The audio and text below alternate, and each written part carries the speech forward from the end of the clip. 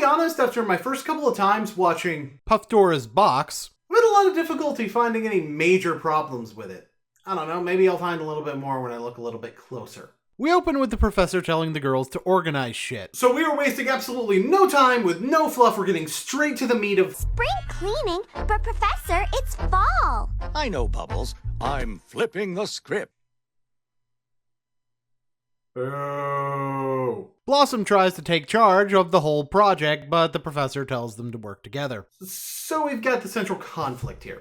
Blossom's a bit of a control freak, and the other girls have a better, simpler idea. One thing I'd like to note about this episode is that Blossom gets punished for actually doing something wrong.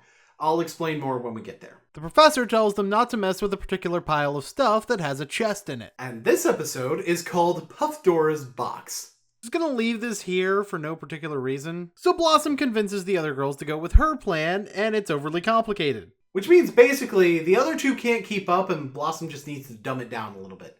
The issue isn't... Your crazy system makes no sense. It's that it's not simple enough to be effective for the average person. The other girls leave Blossom to do everything herself. She immediately starts organizing the professor's stuff. Because she wants to control the house rules.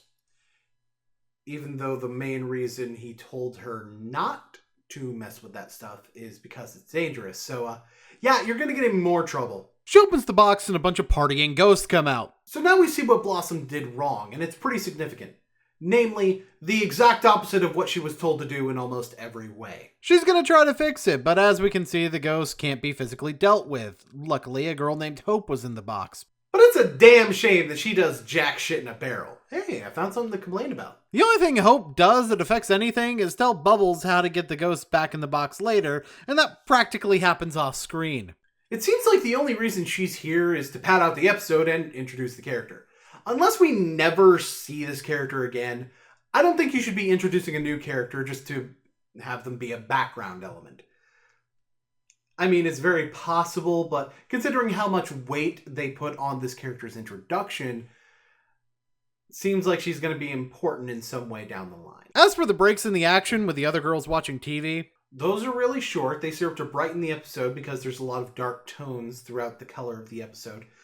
And it serves as more of a transition between the acts of Blossom's story. So these are much more effective than Hope. Anyway, Blossom asks the other girls for help, but initially resists going with their plan. So it's not like she learns her lesson instantly. She has to be talked into letting go of the reins a little bit. See, this is what happens when you don't waste time with fluff and just get right to the story.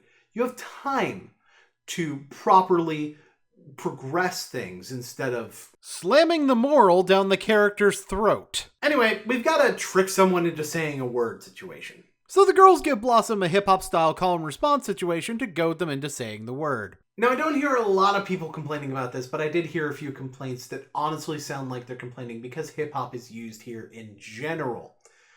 So, as someone who understands storytelling, hip-hop, and live performance, let me explain why this isn't as bad as those people think. First of all, they set this up as a solution earlier in the episode. But more to the point is that Blossom doesn't initially pick up on what she's supposed to do when this scene comes around, and she was also the only one who was not actively participating in the call and response from earlier. In fact, she actually had to be reminded of the concept of the call and response to even get the idea of what they wanted her to do. The second thing is that the facade is that she's a live performer at a house party. I don't know how many of you have been to a live concert or a house party, but a call and response is a very easy way to get the attention of the crowd and keep them hyped when you need a little bit of a break in your performance. I've seen rock bands do it too.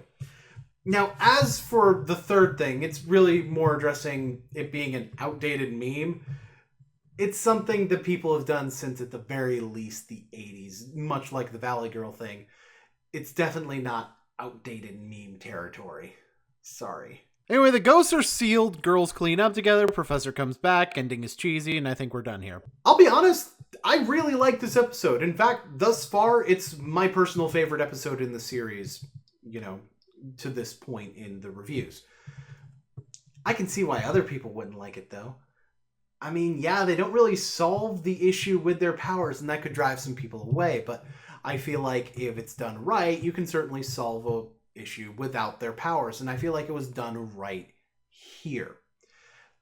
I do also like the fact that this is an episode where Blossom gets the short end of the stick, but there's actually justification for Blossom getting the short end of the stick. So, yeah, overall, actually a really good episode. Not the most brilliant thing ever, but there were some flaws, but I'm okay with it.